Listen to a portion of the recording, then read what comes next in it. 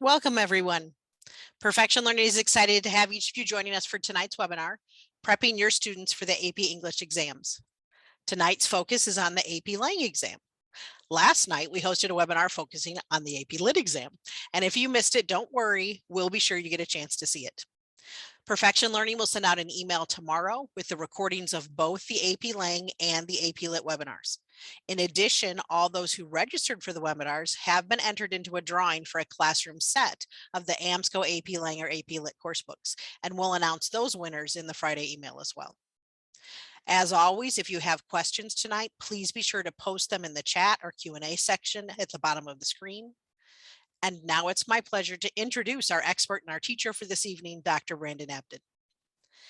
Brandon comes to us with over 20 years of experience in the classroom, including 12 years as a high school English teacher, many years as a professor of English and education, and time as a curriculum developer and instructional coach.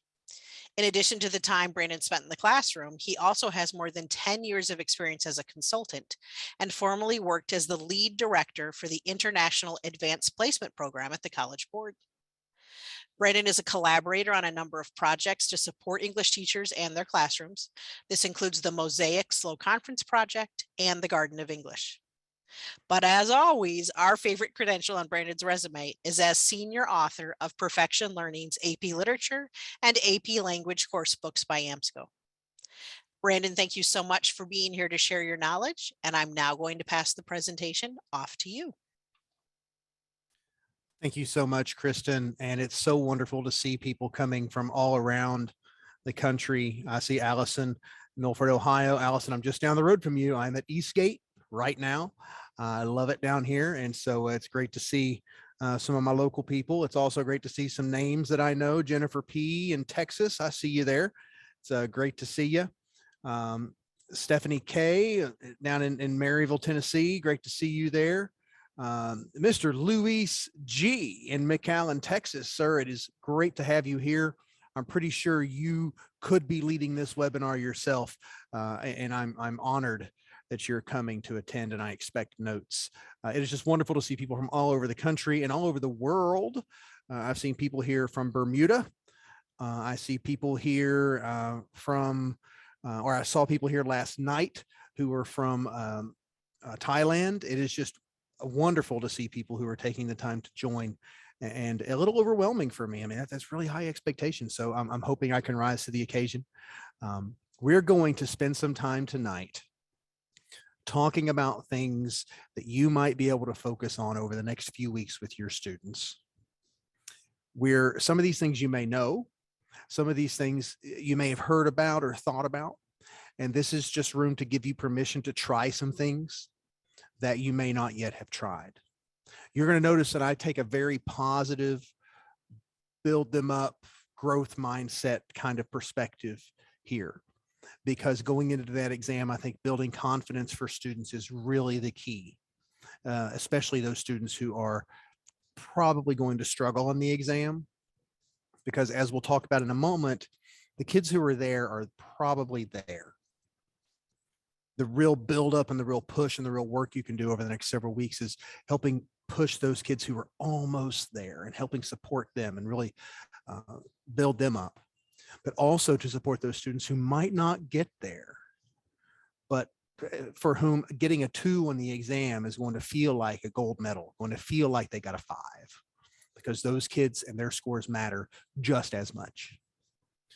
So with that said, again, it is great to see everyone dropping in here. And I'm going to go ahead and share my screen. Give me just a moment. All right. So go ahead and familiarize yourself again with the chat. And I encourage you to drop in any questions or comments that you have into the chat. I am monitoring it along with my colleagues from Perfection. We will have some time at the end for some FAQs, as well as some what I like to call cues from you, and also some opportunity for you to share some things. Here's the agenda for some of the things I just talked about. But before I move on and get started, one final thing. I'm certainly not here to contradict anything that you're already doing in your classroom. You know your students. You know your classes. You know your school. You know what they need. This is a very broad, general discussion of suggestions and ideas. So I encourage you to take these, tailor them, make them work for you. And I would love to hear back from you. I will share my contact information, and you will also be able to reach out through Perfection, and they will let me know as well. So let's talk about a couple of these points of emphasis for AP language.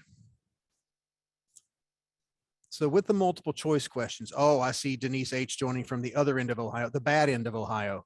I'm kidding, Denise. I'm glad you're joining here. So with the multiple choice, remember, 50% is good. 60% is great. And 70% is probably better than most of us could do in a timed setting. This comes from lots of experience working in those settings with teachers and others that are being trained on these sorts of things, but also with pilot groups that we did when I was working with the advanced placement program. You probably have already had this conversation with your students. It does bear a reminder to students as they work and practice these things, because so many of our students are used to getting really high scores in the 80s or 90s, maybe, on multiple choice tests that they take in a class. But on this exam, it's different. Okay. Many of you probably knew that. Many of us have told our students that, but it does bear reminding them. And just since I'm throwing percentages out at English, at a room full of English teachers, and I know I see some names who were here last night, you'll see some similar content to stuff we talked about last night with the literature group. But these percentages equal 23 or 27 or 32 out of 45, respectively. So keep those kinds of things in mind. Something I used to do with students is we would do some practice multiple choice, maybe not a full set, but we would do a practice multiple choice. And if they did not score 60% or higher, they had to do test corrections. If they did score 60% or higher, I gave them a 100%. And once they did the test corrections, they got a 90. Regardless, because I wanted to encourage the corrections. I wanted to encourage them to go back and explain to me in a paragraph, a short paragraph of writing, why they now know that the correct answer is indeed the correct answer. Okay, so that's something to think about. And yeah, I'm talking 100% or 90%. It was all about celebrating growth and celebrating the work they were willing to do to improve their performance. But that doesn't mean that I just left it with that. I also did a lot of direct instruction, and I encourage that direct instruction with some of those things. So some don'ts and some do's with the multiple choice. Don't drill and drill multiple choice. It's probably going to do nothing but burn students out and burn you out. Yes, practice is necessary, but drilling and drilling and drilling them constantly, probably not a good idea. It is important, though, to work with small sets of them. Maybe just a passage and the 10 to 13 questions, or some of those questions based upon what you think students need. But also working in corrections and discussions so that students learn to see how their thinking went in different directions. There's all kinds of group activities and things you can do with this. I encourage you to check those out. Another don't here is to don't focus on the content as the reasons the questions are missed. Instead, do work on test taking strategies. So what I encourage you to think about here when I say don't focus on the content, it's very likely not going to be a misunderstanding of what the passage is talking about. It's likely going to be a misapplication of a skill or a misunderstanding of what a question is asking. So work on those test taking strategies to really understand what the stem of the question is asking. And one way to do that is to give students the stems without the responses. Practice that a little bit. I also encourage that in my AP Summer Institutes. I encourage people to try that earlier in the school year. so that students then have to work together to find an answer or develop an answer. And then after they've done that, they've worked on it, they've shared it, they've done some writing and some defending on it, maybe you show them the correct answer. It really helps them train their brains to think in a similar way. Thank you, Lexi J. I see dropping in, doing the March Madness Mondays with snacks for the winners. I love this idea of doing some, I'd like to maybe know a little bit more about that. Maybe that's something you can share when we get to the end, because I get the feeling that's not a drill and kill approach. That's, hey, we're going to have some fun with this. We're going to do a little bit with it every Monday so that people are getting comfortable with it. They're not so intimidated. So Lexi, remind me when we get to the end, or near the end, and I would like you to share that if you don't mind.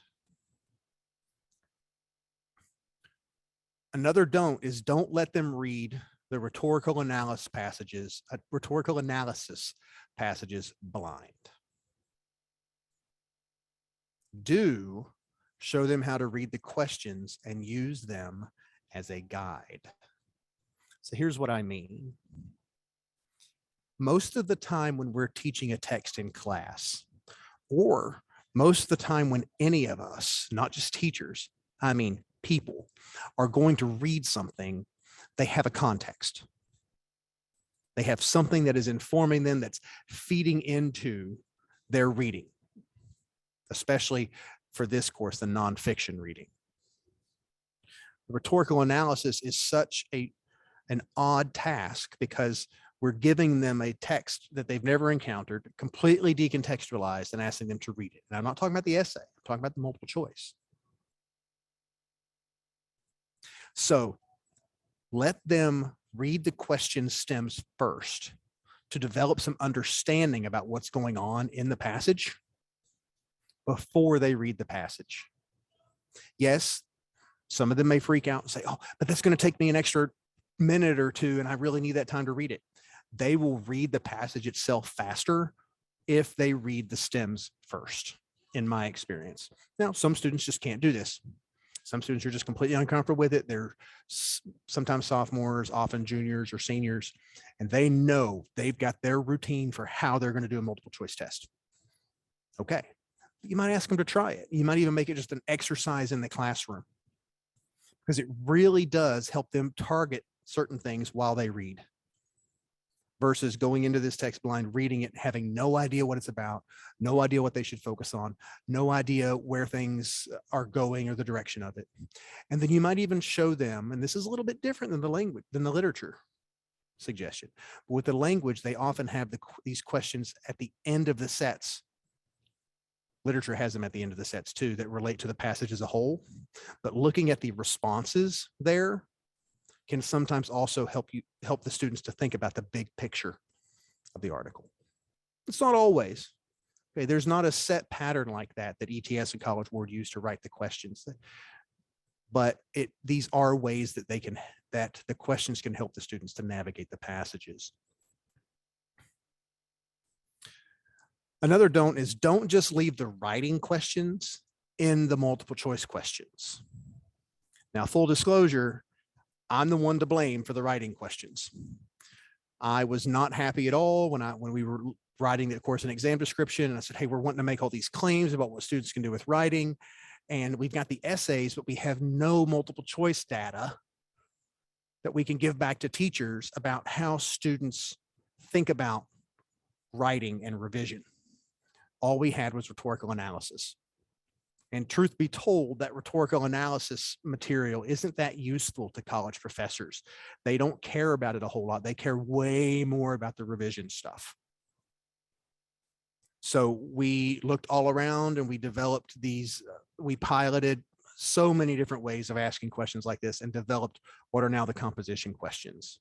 But here's the key to the composition questions. And I know a lot of you are already doing this because you've reached out to me and told me about it. And I've seen you post things on social media, and I've reached out and said, hey, I want to learn about this. Tell me what's going on. And it's great. So a lot of you are already doing the do here. Okay. You're asking students to apply those writing multiple choice questions in their own writing. You're practicing that revision skill as part of a writing process in your classroom.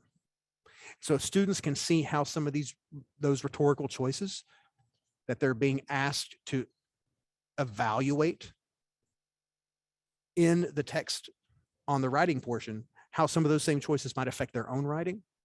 It's going to help them to become better revisers. All right, so I saw a question just popped up here from Joy J. It says, is it still a good idea for students to keep the rhetorical situation in mind as they read the multiple choice passage? Absolutely, because every single thing, you're ahead of me here, Joy, and I really appreciate it. Every single thing about this course is the rhetorical freaking situation. Everything is a choice. Choices have consequences. Everything is a rhetorical choice. Every move that a writer makes in a text is a rhetorical choice. Now, I know we have the discussions with kids and they say, how do you know she meant to do that? Well, that's really more of a literature discussion. What we are looking at and the way we approach writing in this course with these nonfiction texts that they're reading, and I know some of you are doing literature and things too. That's a different discussion. We can do that. But we're thinking about speech writers, we're thinking about essay writers, we're thinking about people who their job as an artist in their field is to make very intentional choices for particular effects. And so Joy's ahead of me because I'm going to come to that here in just a moment. I'm so glad. Okay. And so she asked, does this help answer those questions that much? It absolutely does. It's almost like I planted Joy in the audience. All right. So a couple of things that I suggested already, but also some other things. Read the question stems first before the RA reading itself. I mentioned that. Focus on the skills related to the questions being asked. Okay, so don't just look at this, oh, well, they all missed number 12. Let's go look at number 12. Now, if they miss number 12 and it's the same skill as number 4, and it's the same skill as number 22, and it's the same skill as 47, and you recognize that even some of your best students missed 1 or 2 of those questions, the problem isn't the questions. The problem is the skill. And so you may want to go look at the skill, look at some of the things around that skill, the understanding, the knowledge related to that skill, and then look at how that applies to the things that they're reading in the rhetorical analysis or that they're revising for in the composition questions. Ask them to answer these multiple choice settings in a time, these questions in a timed setting, and then return to the test to find that information, et cetera. Okay. So you're going to say, though, some of you, but Brandon, you just told us not to drill multiple choice questions. I said, don't drill. But everyone has to get used to the timed setting of the exam. The unfortunate reality of the exam is its timed setting. But that's also one of the things that makes it great. So yes, there is necessity for timing them, but then make it part of, okay, you answered them. Now let's go back now that you've answered them and let's find information from the passages that helps us do this. So in the rhetorical analysis, they're finding things that help support their reading of the text. In the revision questions or the composition questions, they're looking for other choices in that text that help them make the choice for that particular question.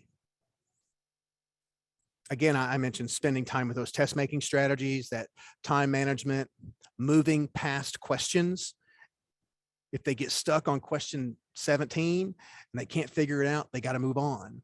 But make sure that they come back to that. Hey, however you do it, if you teach them to put that little tick mark beside of that question and come back to it or whatever, just make sure that they don't skip it and then fill it in accidentally. It's a real sick feeling that students get when they get to question 45 and they're on bubble row 44 because they meant to skip one. The big fear sometimes is, oh, but if they put an errant mark, it's going to negate their test sheet. No, it's not. College Board and ATS try to be really fair about this. And if there is an answer sheet that won't go through the computer, that the computer can't read, it's scored by hand. A person goes through it because they want students to do well. And that brings me to the next one here. Don't leave any blanks. Remind students, don't leave any blanks. I think most people know that now, but don't leave anything blank. If they get to the end of their hour and they have 10 questions left, they better start filling in bubbles. Finally here, and you say, oh, it's just going to be so hard to do this. It's multiple choice. There's nothing sexy or interesting or fun about it. That's your job. Okay. Gamify it. Jeopardy. Make a board game. Have the students design a board game. Have the students make Jeopardy. Okay. Do quiz bowl teams, etc. Have them moving around the room. Each corner is A, B, C, D. E is in the middle of the room. Have them move around and be ready to read through the passage and justify why they're standing in that corner or that spot. After they hear different people's answers, have them, say, okay, you can move if you want now that you've heard this. And it's celebrated, maybe you do some candy, some treats, something like that, however you want to do it. All right. Another one that I think is really fun because it's engaging students, and I try to do this sometimes in my AP Summer Institutes, is this third one here. Put students in groups, maybe groups of 5, and each student is a different answer, A, B, C, D, E. And that student must argue that their answer is correct, regardless of how wrong it is. Okay. And then the other students have to argue against it and eventually build consensus and discuss. It really helps train students on the thinking that's necessary to get to the answers. All right, so before I move on, I saw a question here from Kelly R. Can you repeat what I just said about scoring by hand when? Yes. So if students, ETS or College Board get a bubble sheet that for some reason the computer is not scoring or not recognizing, it's been bent extra, or there's errant pencil marks or something like that, they will score it by hand. Okay. Don't tell your students that, because we still want them to try to be careful with it and respectful of it. But I tell you that because if you are telling students to put that little tick mark or something beside that question they need to come back to, and they're afraid that it's not going to get scored because of that, it's okay.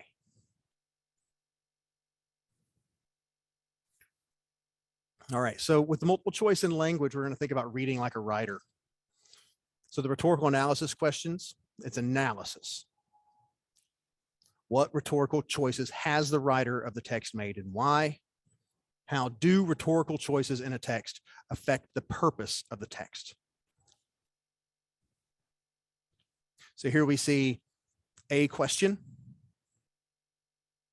says the speaker contrasts his own experience volunteering for the draft with general jobs of other NRA members too. And so we're talking about what the speaker does, the speaker's choice here.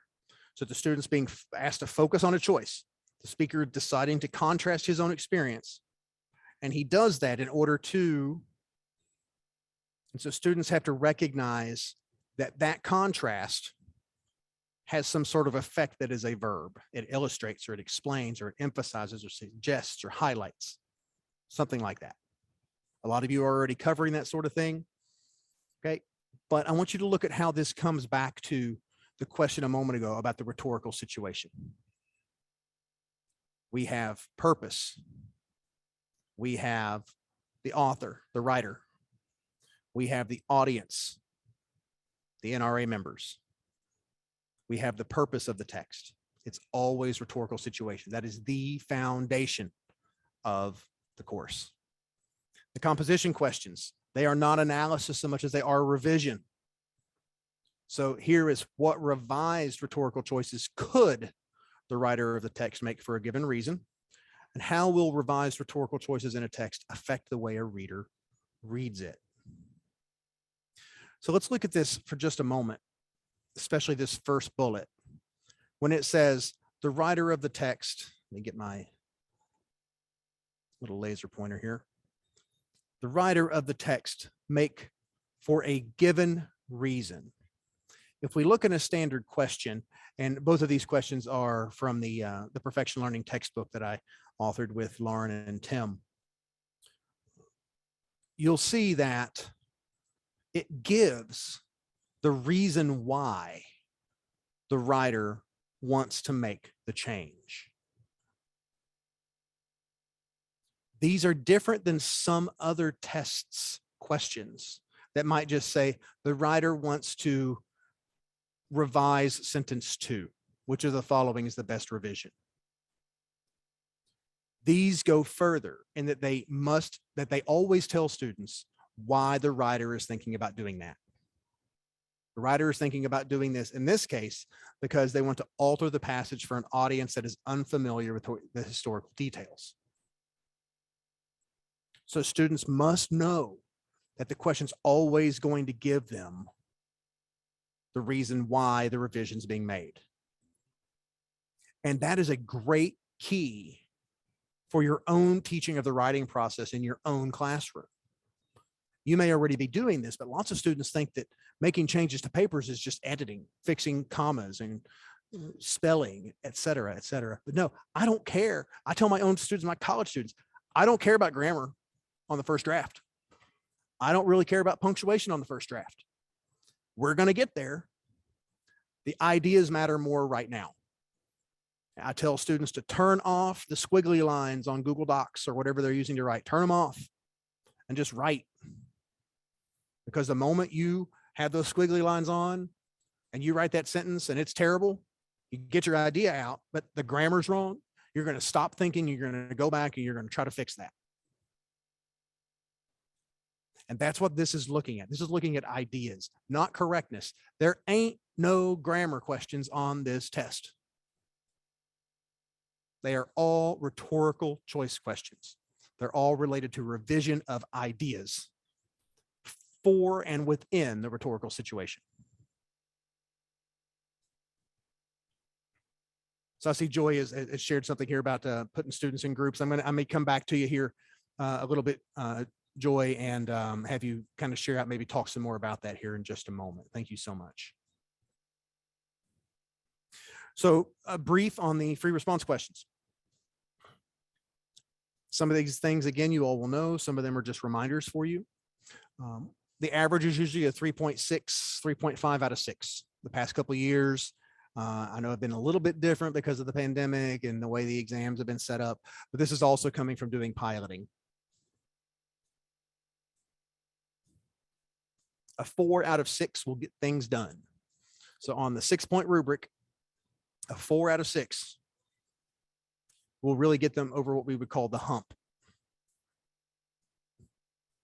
That hump is really represented by the space between the 2 and the 3 on row B in the rubric.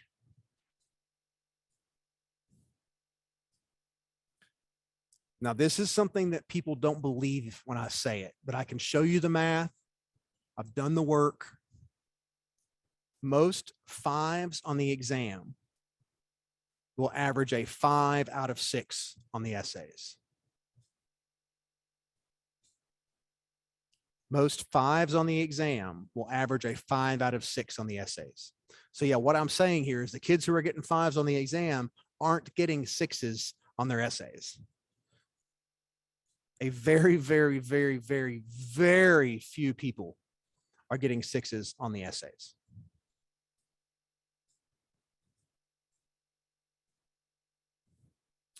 So as you approach exam time, just like multiple choice, don't think about drilling and drilling essays. Work on thesis statements and paragraphs. Yes, I mean it. Have them write thesis statements and paragraphs. Spend time with them. Write a thesis, pass it around the room, pop them up on the screen, have students rank them. I did this activity last week with a classroom in Texas that I'm working with, and they all had written paragraphs, and they all read one another's paragraphs anonymously. And or the paragraphs were anonymous. They knew who was reading them. And then they had to rank them. And they shared the rankings with me via chat.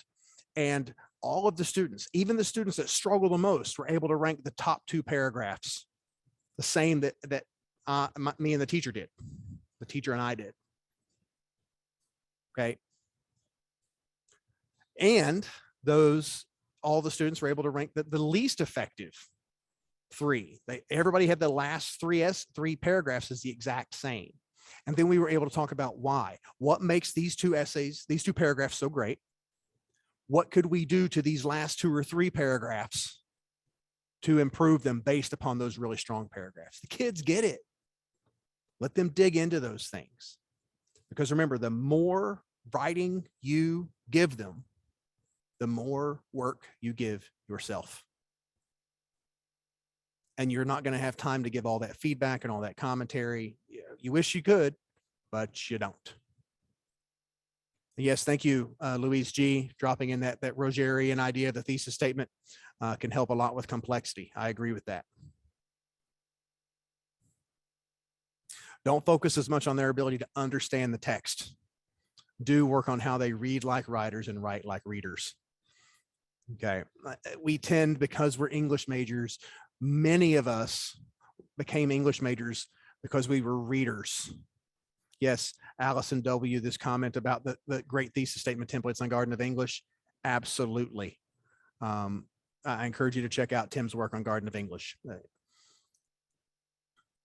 Do work on how they read like writers and write like readers, because that's exactly what they're being asked to do with the multiple choice and the essays. But we tend to want to fall into this trap of talking about what's happening in the text because it's a cool text. Some of that matters, but we really want students to look at what's happening in those texts and why. Okay, some of you all are going to email me about this, tell me that I'm crazy, and you do this all the time and it works for you. Great, keep doing it. If you'd never taught the course before, I would still tell you this. Don't use AP released items or show them, students, vague pronoun, sorry, a 6 or focus on a 6 at all. Instead, do use your own students' examples and focus on supporting students moving from a 3 to a 4 and a 4 to a 5. And a 2 to a 3, that matters too. And I'm talking about essay numbers down here, not just exam scores. I'm talking about essay scores. Here's why I'm saying this about not showing AP release items. You've got a certain way of teaching. And yes, Teresa P., you could have led this section. Students get so hung up on those timed samples and they freak out and say, I could never do that. And that is exactly the opposite of what you want to do. Because I could not do that in 40 minutes. I know the moves that matter. I would struggle to do that in 40 minutes. And there are so few 6s. I'll tell you how few 6s there are. When we were creating the samples, we used old essays, the essays that were scored on the 9-point rubric. And we went through and rescored them so that we could create comparisons between the 9-point and the 6-point rubric, because we didn't want to completely upend everything. I mean, if we'd written this, if we'd piloted this new rubric and suddenly we had essays that had been getting 9s that were getting 4s, we had a real problem. But that was not the case. Suddenly the essays that had been getting 8s and 9s were getting 6s, and so on. So it lined up. It really did. But it took, I get a box of essays from ETS to go through. I found 1 9, 0 8s in that box of 500 essays. I got a second box of essays. I found 2 8s.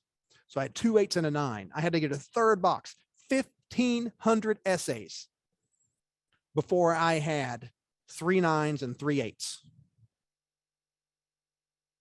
So think about that and remember that when you think about the 6. The reason I don't think you should be showing AP released items, 3s, 4s, or 5s, is because the successful essays, the 4s and 5s, may not be written the way you're asking students to write. Again, like I said at the beginning, you've got a way that works for you. You've got a way that works for your students, your classroom. And if you start showing them how a successful essay, if you start showing them a successful essay that doesn't follow kind of what you've asked them to do, then the students who might have resisted you or the students who might have struggled, I say, well, look, they're not doing that and they got a high score. Why do we have to do it? So be careful with that. Yeah, and that's exactly what Stephanie here is talking about. Stephanie's got a great comment here. Thank you, Stephanie Kirk, for dropping that in. Okay. All right. Next, don't worry as much about intros and conclusions. I'll get emails about this one too, but I'm serious. Most students, they can take a thesis and go. Now you may have this great introduction template that ends with a thesis, and they start out broad, talking about a big idea, and then they narrow it down to the thesis and stuff. That's great. That's exactly how I teach it. That's exactly how I would teach it for a longer paper, but I'm not even worried about the introductions for the timed writing. Yeah, if they've got them, nice. The conclusions to me are a little bit more important. That is the opportunity for them to take their argument and extend it beyond the essay.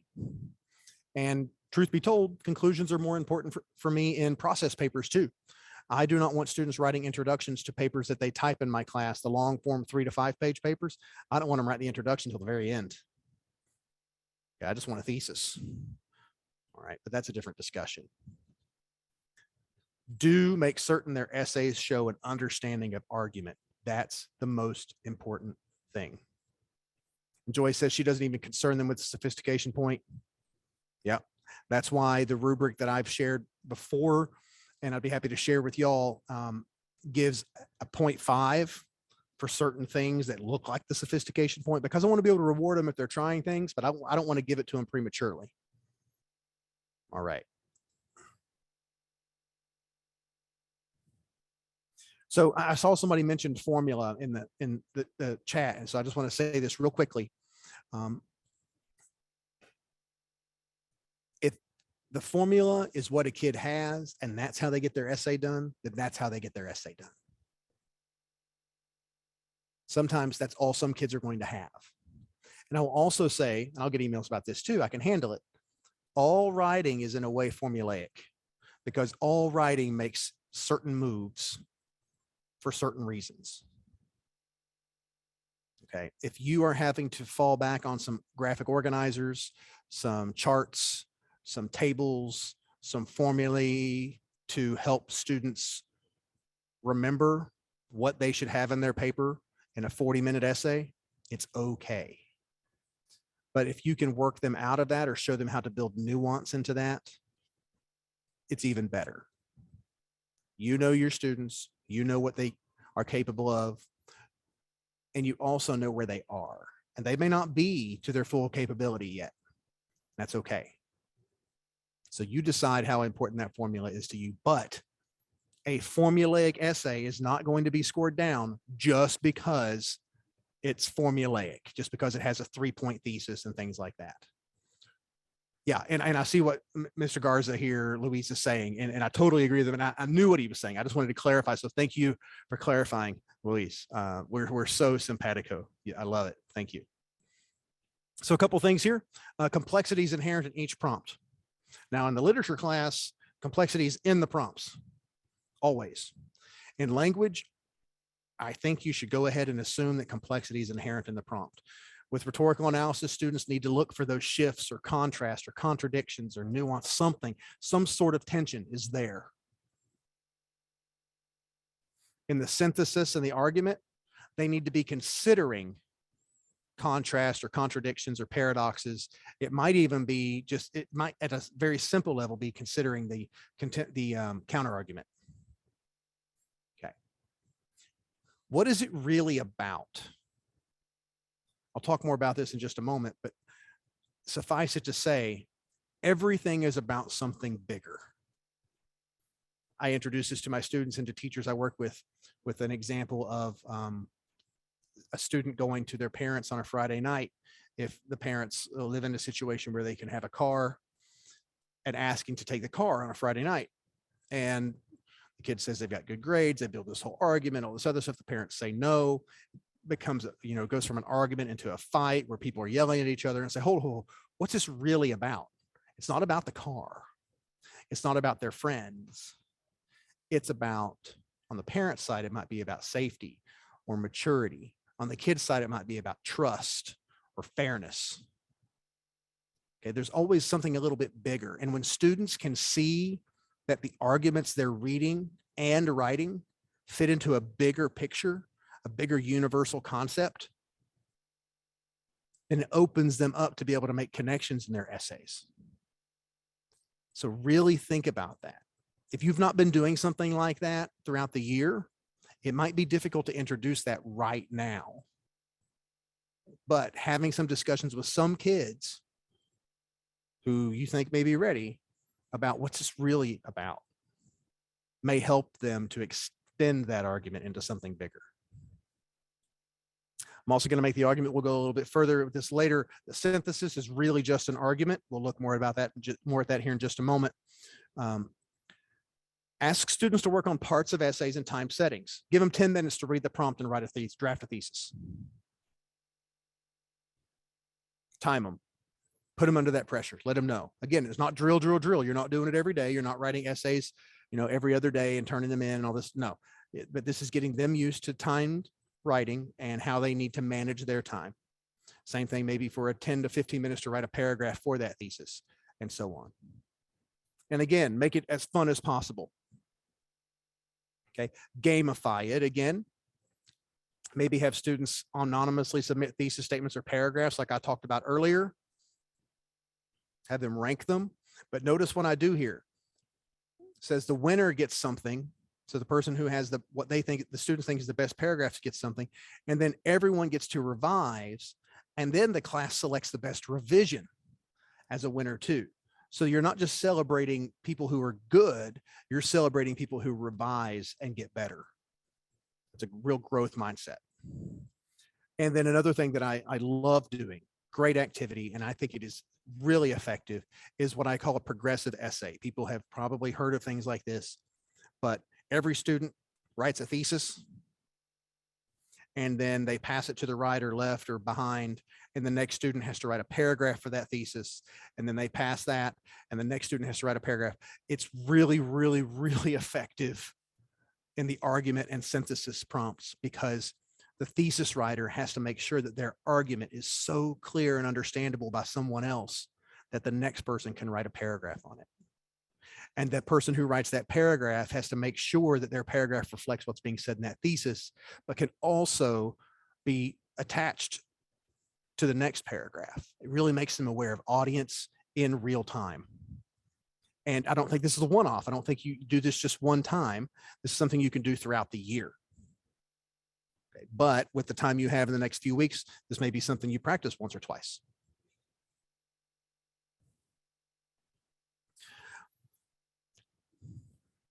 I mentioned this about complexity, and so I wanted to drop this in from the course and exam description. This is on page 90 in the language course and exam description, and it says sophistication of thought, sometimes referred to as complexity. I'm sorry, sometimes referred to as complexity. Sophistication means looking at multiple perspectives, arguments, and counter arguments, and broader implications of particular events or decisions. This statement itself is so important to what you're doing in your classroom and where you want students to get to be performing at a high level.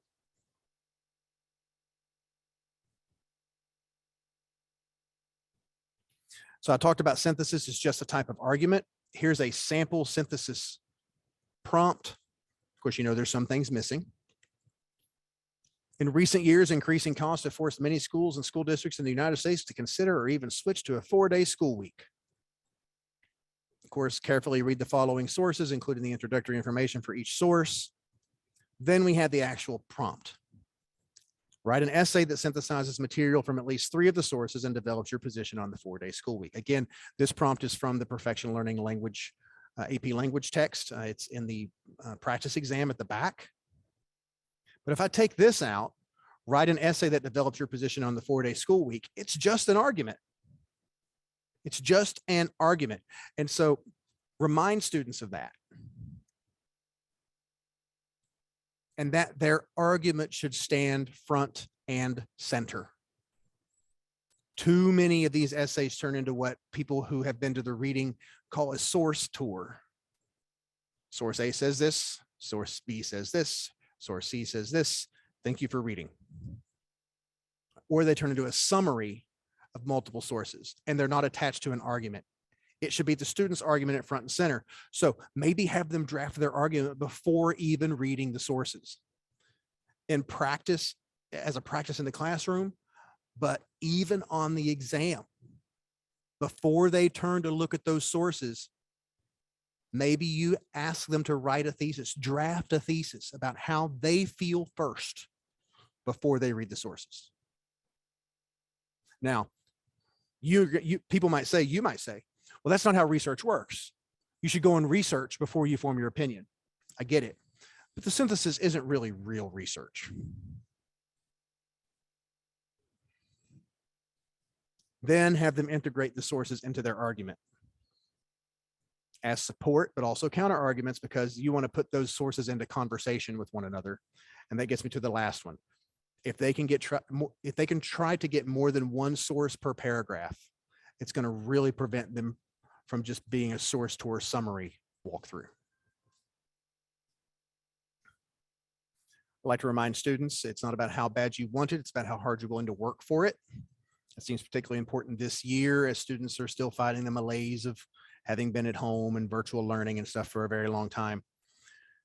Let's talk briefly about reviewing and what I mean by reviewing, because you don't really have content to review. You're not like a biology teacher or social studies teacher.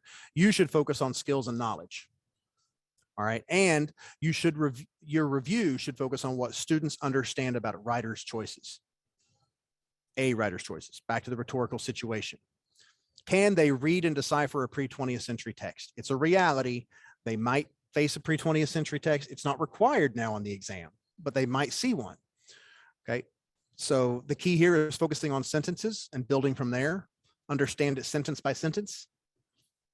Kids we tend to ignore sentences. So read sentences. Sounds odd, but I'm serious. Find a complexity in a perspective. Can they do that? That nuance that I talked about earlier. Focus on shifts, contrasts, contradictions, etc. Can they explain how choices in a text affect the purpose and the audience? That's the rhetorical situation. Focus on how choices work in a text. Can they find key details in a text and explain why those details matter? Because those details are choices. The author included those for a reason. And can they recognize the bigger picture of an argument they are reading or writing? That's what's the argument really about?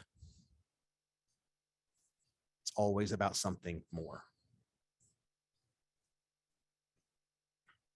So I thought to drop this. This is skill claims and evidence 1V.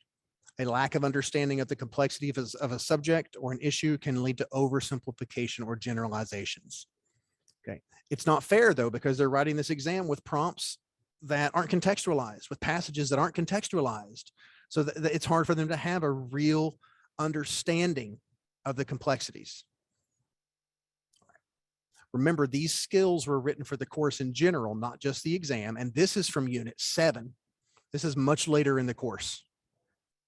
Okay, so this isn't a primary underlying standard or expectation of the course. That's important to remember, but we still want to try to push students there. So I've created this tool. I'm going to share it with you, and I will share it with my colleagues at Perfection Learning so that they can hopefully, I'm not going to say hopefully, we'll find a way to get you access to it. But it's what I call a topic sheet.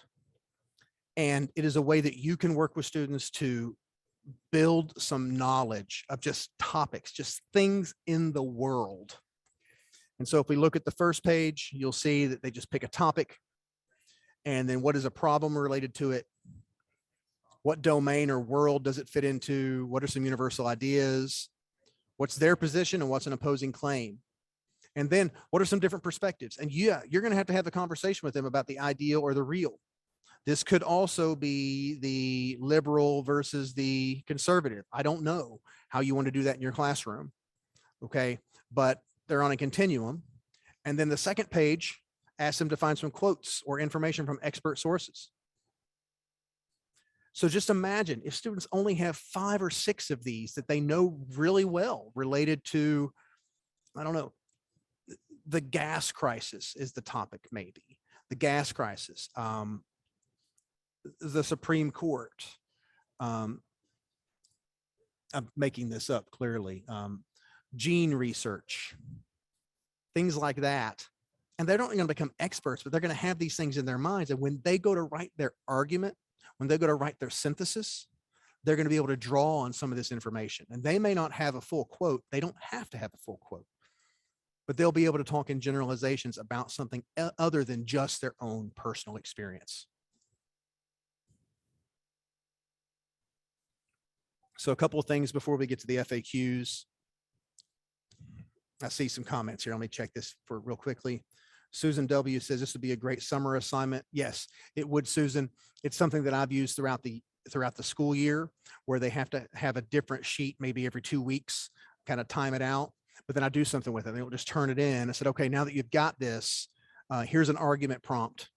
Let's talk about how you might use what you've brought in this week to talk about your idea or your claim with this argument prompt, so that they start seeing. Now, we may not do the full essay, or we might not even write a full paragraph. It may just be something that we do as an activity. So they start seeing the connection between those things. So celebrating student growth, building up their confidence. Y'all, I want you to know this is as much for you as it is for them. Stay with me. This begins now or yesterday. Maybe you've been doing this for a while. Okay, this matters for all students, even if you know they get it. That kid that you know in your heart, they're going to get a 5 on the exam. Okay, you want to celebrate that.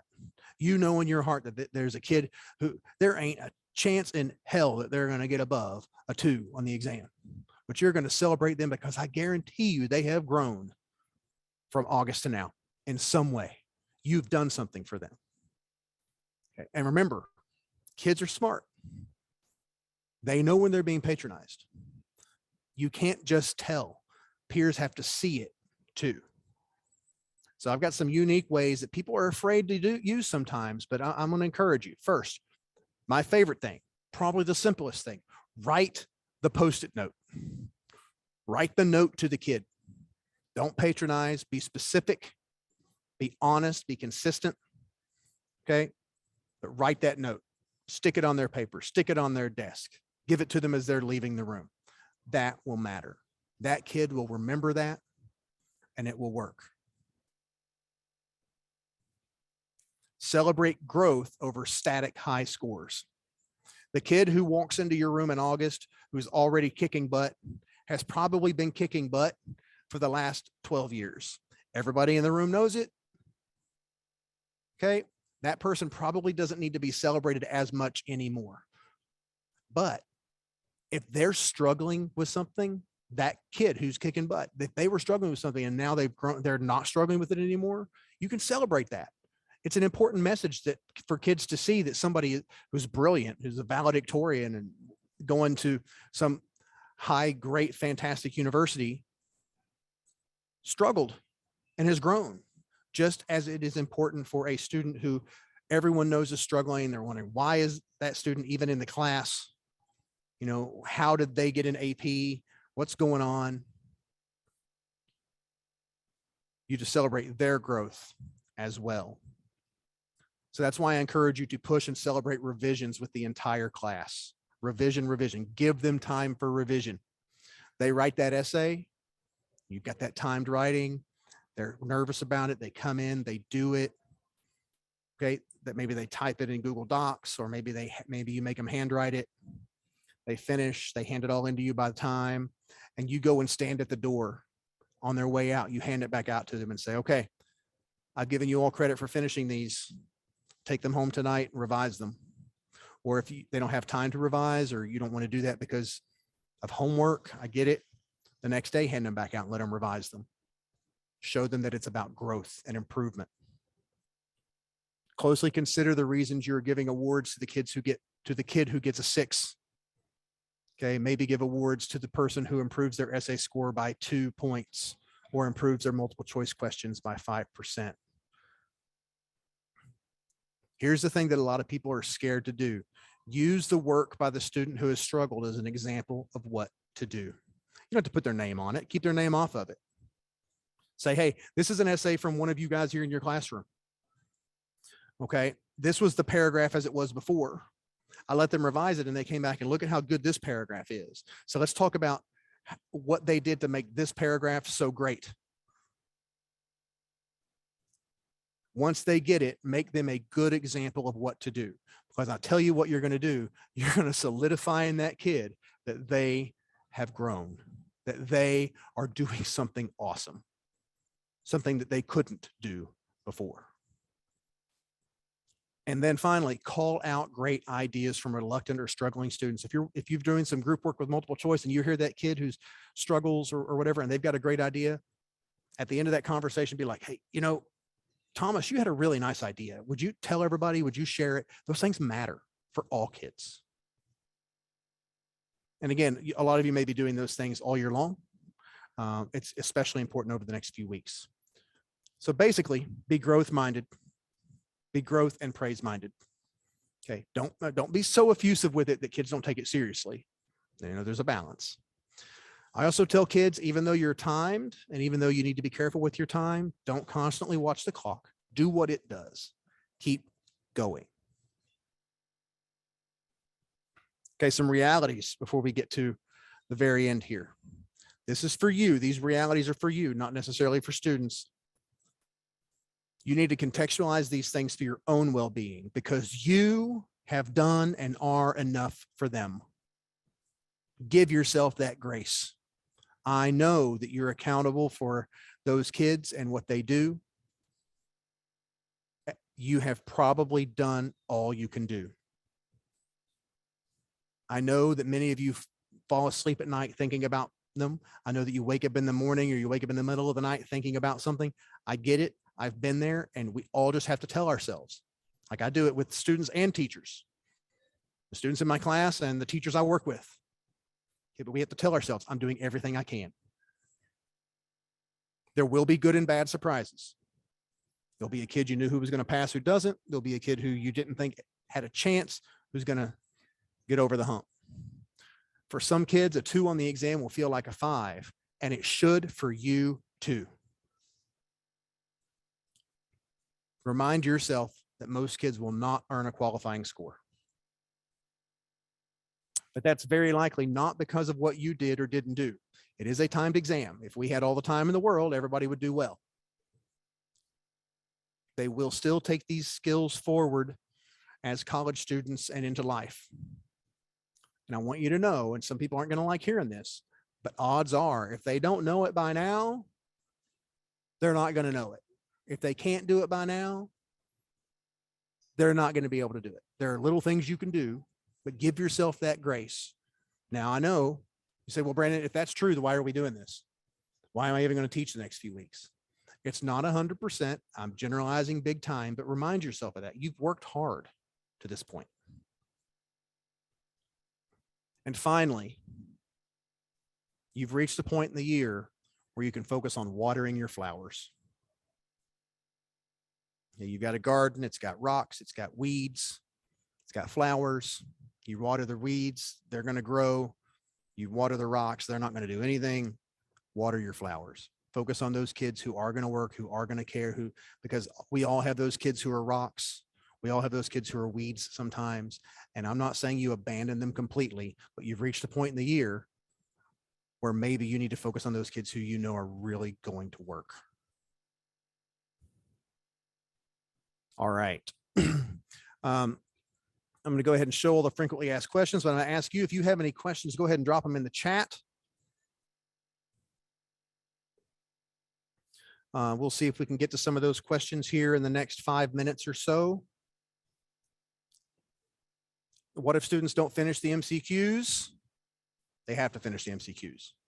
Okay, tell them they can't leave any blank. Must students do the essay in number order? No. They can do them in whatever order they want. I encourage them to do the one they're most comfortable with first. Does length of essays matter? No, but yes. No, in that I've read lots of essays that are really, really long that say nothing. I've read lots of essays that are shorter, but have great, really focused arguments. That said, there is a correlation, not a causation. There's a correlation between length of essay and higher scores. So I tell students to explain. Don't repeat yourself, but explain. Can students use outside information in the synthesis? Yes, they don't have to stick to just the sources. They can bring in outside information. Okay, to the next question, can students mention text from the MCQ or other essays when they're writing the FAQs? Yes. All right, it happens all the time, actually, where students will be writing their argument and they'll refer to something that they read in the synthesis. It's okay. All right. They might not put in source B or whatever, but they may just refer to some information. These things happen. And that's actually good. It shows the student that it shows that the student can make those connections. When I say it's good, I don't think it's something we should necessarily be teaching explicitly, but kids may do that. What if I didn't get to all of the APCED units? It's okay. The way those things are scaffolded and organized, units 8 and 9 are really like the icing, not even the icing, it's like the cherry on top. Okay. So keep that kind of stuff in mind. Sarah B asks, is there a way to get a copy of the argument graphic organizer you showed us? Well, you're going to get, as Perfection said, the webinar recording, and you will also get some resources, and that will be included as part of the resources. So great. Thank you.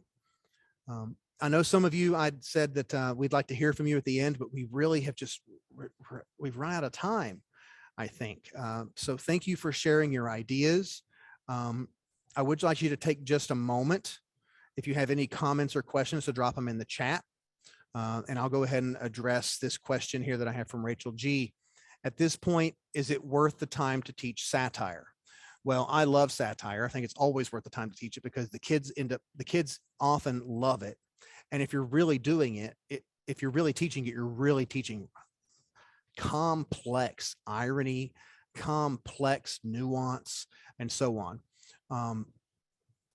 So if most of your students can handle that and you feel like they can write about it, great. But it's no longer it's not as much of an emphasis as people used to think it was. Notice what I said there. It's never really been heavily emphasized. It just happened a lot. Okay, but most college professors told us in the first semester course, English 1, Composition 1, satire wasn't something that they're as heavily focused on. A lot of them tell us they just want kids to write really good arguments and really good paragraphs. Okay, so thank you for that question. Another couple of questions here. Should students use their own evidence in the synthesis? I'm not sure I know what your question is, Kelly, but if you're asking if they can use examples from their own life or things from their own experiences or their own reading like they would in the argument, absolutely. Absolutely. They could write the synthesis as an entire argument essay, and then go back and revise it with source information. That's an exercise I've done and I think is valuable. All right. Thank you, Mr. Garza, for being here. It's great to see you. And thank you for mentioning the formula. It gave me an opportunity to address that. Thank you. Thank you. Moving on, we are mistake makers and risk takers, or risk takers and mistake makers. I like to remind teachers of that. I also want to put in the shameless plug for the books that I've had the opportunity to work on as a senior writer for both of these books with some excellent, excellent partners. One of those partners, I'm doing some AP workshops. This is a link. I'll go ahead and share the link with you in the chat. We will have some special guests at this workshop. Colin McCann, National Book Award winner, and Sarah Zerwin, author of Pointless, will be attending, virtual attending. So please think about checking that out. If you have financial things that would keep you from attending such a workshop, please let us know. Notice we also have an evening workshop in August for people who find out today that they're teaching AP tomorrow. That happens every year. So, and Janet, thank you so much. I'm glad to hear that your student purchased them for next year. Please stay in touch with me. I'm getting the question from people a lot about my AP summer workshops. So these are the workshops I'm doing this summer. And I provided links in here, so you'll get a copy of these resources and there will be these links. I also tell you the ones that are in person or online, so you can check out those. I'm super excited to get to do these across the country. You notice I'm doing language and literature. Last, the books that the world calls immoral are the books that show the world its own shame. I'm just going to lay this down here, given the environment we're in with books right now. And finally, thank you so much. Please do the survey you're going to get from Perfection. It will help them know what other topics you would like for webinars from me and from other people. You can be in touch with me on Twitter as well as on Instagram. Thank you so much. I love doing these. I love getting to speak with you all, and I hope everything goes well over the next several weeks. Kristen? Thank you, Brandon, for your time and for your insights tonight. We all greatly appreciated what you had to share. I know we ran a little long tonight, and that meant that Brandon didn't have a chance to open it up for questions. Ashley, who is running our webinar, will keep it open for just a few minutes after I close here. And that way you can go ahead and put any additional questions you had in the chat, and we can have Brandon just answer those longhand, and that information can come as part of the resources that we provide as follow-up tomorrow. Absolutely. Right. Happy to do that. Yes. Sure.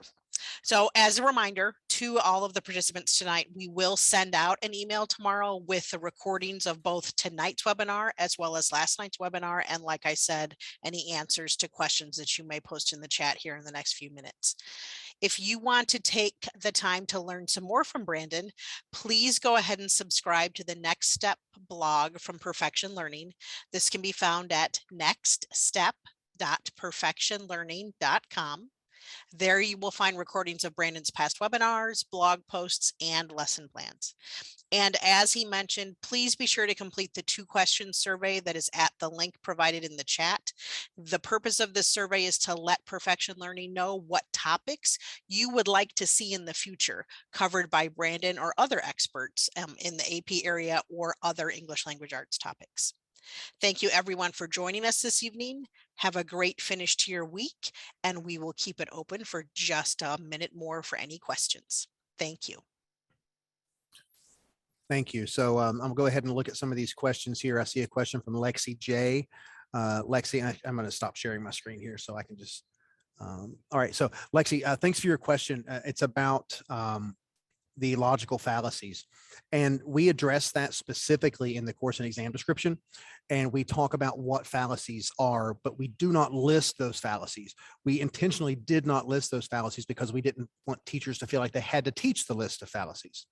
And we have a note in there. I can't remember exactly what page it's on. I'm sorry. But if you search for FALLA, I'm sure it'll come up. But the note says that those students should be able to recognize the logic of these or the illogic of these. They do not have to memorize the different types of fallacies. We were really worried about people just making students memorize those for the sake of memorizing them. Really glad you bring that up. I do think that's still important. And honestly, if we're really going to teach a course on argument and persuasion, I know argument and persuasion are not the same things, but sometimes fallacious reasoning is a really effective part of persuasion. And you think, oh my gosh, Brandon, that's blasphemy when you're talking about rhetoric. Read Aristotle. He says the exact same thing. I get that from him. So, in my reading of him. So I'm glad you asked that about fallacies. I think it is worth teaching students to see the illogic of certain things. And if you want to use the names, because some of them are pretty neat, go for it. All right, I'm looking for some more here.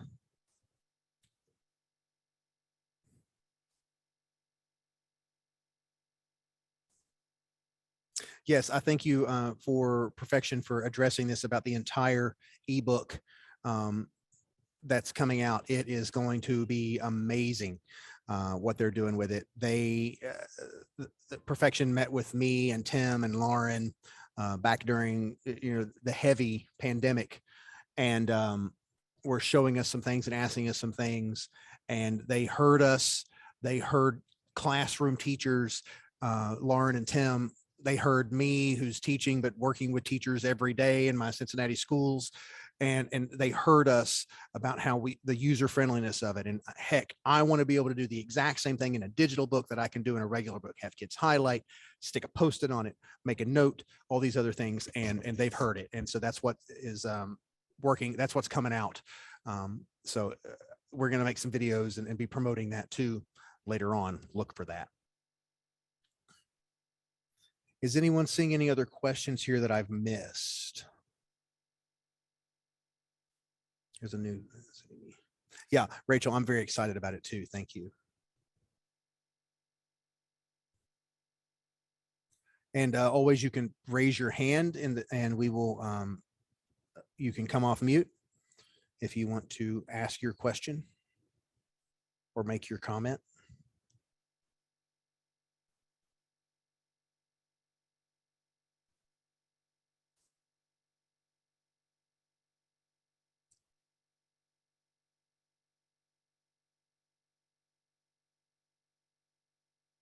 All right.